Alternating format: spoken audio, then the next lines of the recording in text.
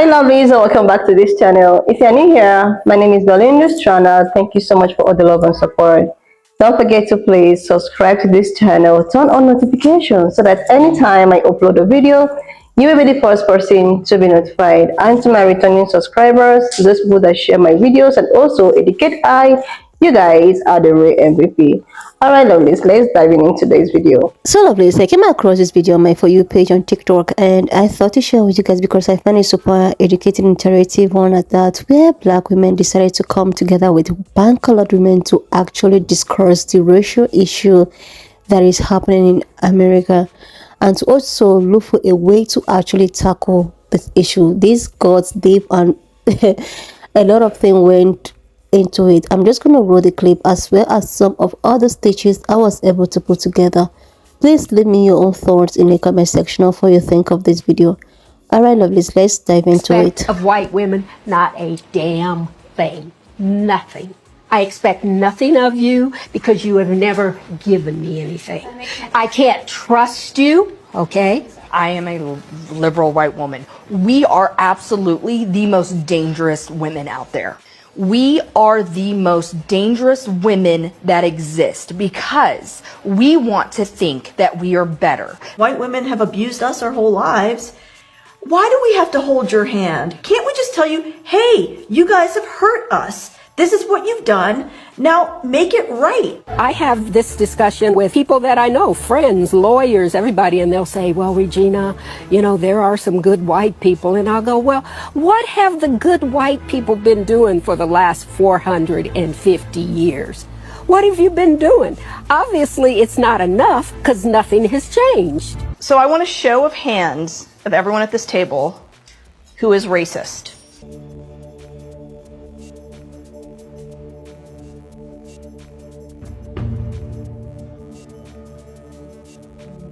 So I saw a couple people surprised that I raised my hand. When I said that I was racist, I am racist against black people. So it's institutional. Indians are institutionally racist against black people. I don't see color. I don't see, so how she said, I'm blinded to color. Like, it doesn't faze me at all. When we bleed red. I'm just going to drop the bomb here. That's white supremacy. Color blindness is white supremacy. Do not teach your kids to be colorblind. Do not talk about color blindness. Don't say that I don't see the color of your skin and we cut ourselves open, it's bleeding red. If you're going to cry, leave the table and go into the living room there. It's right there. When a white woman starts crying, what happens? All the attention is to the woman. When I was in Charleston, South Carolina last summer, I get into my Lyft and the guy turned around and looked at me and he said, lady, he goes, I hate to have to say this to you, but if I get pulled over, you're just another black woman, and he's black, and he said, put your hands up, do as they say, do not make any trouble. He actually told you that. Yeah, of course. Oh, dear God. Of course. That's the life he lives. And so- that's his reality. But that's insane. But That's his reality. Anger. She's worried that her kids are gonna die. I cannot remember a time that I have not woken up in the middle of the night in a cold sweat. I want to ask also to stop acting shocked. So part of white feminism is acting so surprised when we tell you. But it is, why are you telling us not to act the way that we act if it is surprising? Because to me, that is surprising. That upholds white supremacy. Why are your feelings so hurt? But why are your feelings more important than the reality of the violence of our lives? You walk through the world with a different experience because you are a white woman. I want to. So I can't sit here? You gotta go. Sorry, sis. I think I have a little bit of a problem. There are few black women who are willing to teach white women how to become racial equity strategists and advocates in your homes, in your workplaces, and in your communities. And not only am I willing to do it, it is my heart's desire to be in this space with you. So then the question really is, where are you at with it? We all have skin in the game, no pun intended, on this issue of racial equity. And it is monumentally consequential that we find an entirely new way to come together to crack this nut of racism, because it is literally and figuratively killing us all and will continue to do so as we march toward 2045, where black and brown will be the demographic majority. That, ladies, has significant macroeconomic implications that I want to teach you all about. The Rare Woman Collective is an event, yes, that's happening in a few weeks here in Louisville, Kentucky, but it's also a movement. It is a statement, it is a declaration of what you stand for on the issue of advancing racial equity. So I want you to follow me. I want you to take this video and I want you to share it with every inclined white woman that you know. Any white woman who is interested in, curious about, wants to know more about how to advance racial equity in partnership with black women who are studied, who are credentialed, who have pedigree in this space. Share with them, because we've got so much coming in 2024. We've got dinner series, traveling dinner series for the Rare Woman Collective. We'll be looking for hosts in each of these cities who are willing to convene your best girlfriends around a dinner table, and let's go at it. Let's get to it. Let's have these conversations about how to help you advance and do what you already want to do. We'll also have downloadable courses and programs where you can kind of plug in to the best of the Rare Woman experience. We also have rare gear. We just got it yesterday, super excited. So hop on over to that Linktree store and get you some of that rare wear. Why? Because it signals to the world what you stand for.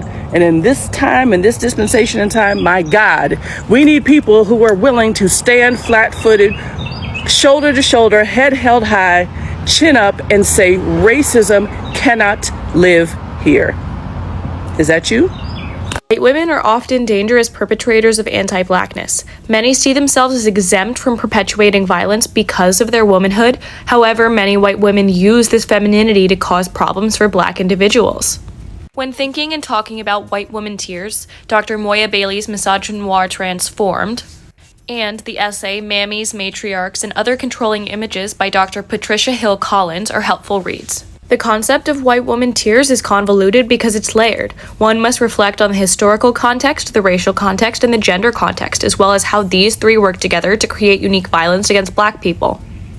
If you are in a situation where you as a white person feel threatened, interrogate that feeling and ask yourself where it's coming from.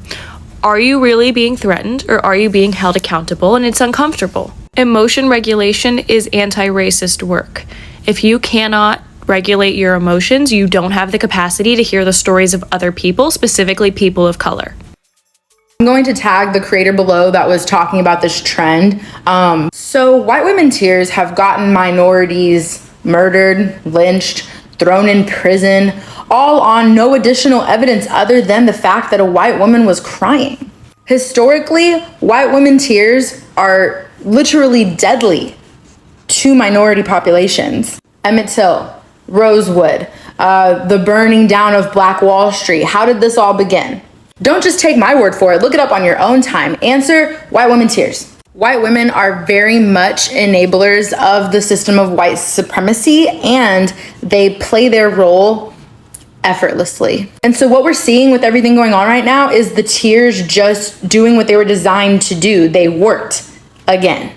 And this time we saw them work on the best of us, the most anti-racist of us. Seriously, lovelies, I wish that more of topics like this should actually be brought to the table and, have a discussion with. And I like the fact that both pan-colored women and also black women are on this table, try to fight against this racism that has been going on. And while, reminding these colored women that often pretend as if, okay, we don't know that racism exists. I do not see color. I am friends with black people, so I am not racist. I am just minding my business. Without them, actually realizing that this thing exists. They do realize it, but they pretend as if they don't know what is going on in the society. And most of them, pretend as if there's nothing like privilege. Most of them pretend as if, okay, the society is just the way it is. It doesn't favor me. It doesn't favor you. It's all hard work and all of that. Like a video I posted about a colored woman coming out to talk about how she is so poor. So what is the privilege you guys are talking about? that she actually get up just the same way black women and or black people, actually get up to go to work and come back.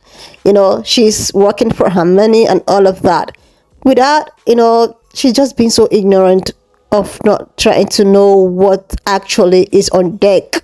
She keep on pretending.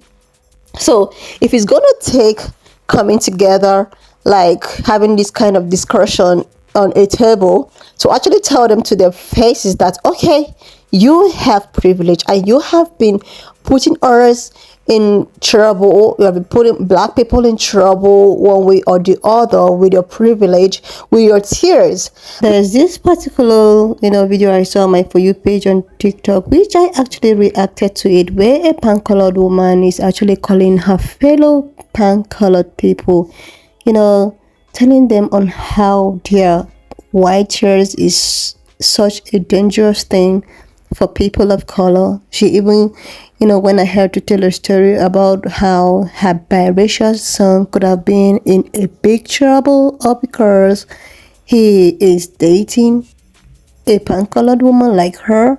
And she gave emphasis, she gave reasons, like if you don't want to end up, or if you don't want to maybe behave yourself in public, or and you want to date be it black women, black men, you just have to behave yourself, because one time your tears is out there in public is a very big problem for any of these black guys that is dating you, be it biracial or pure black or what have you. It does not even really matter.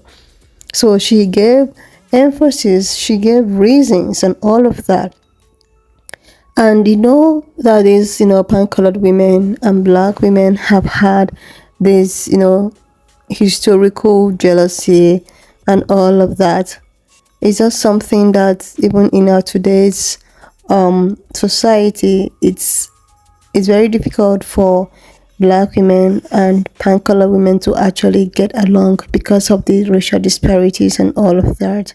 So when I say this, when I saw this on my For You page on TikTok, I was like, it's actually high time something like this should be also discussed about, something like this to be brought on deck to actually tackle on how, one can solve this issue.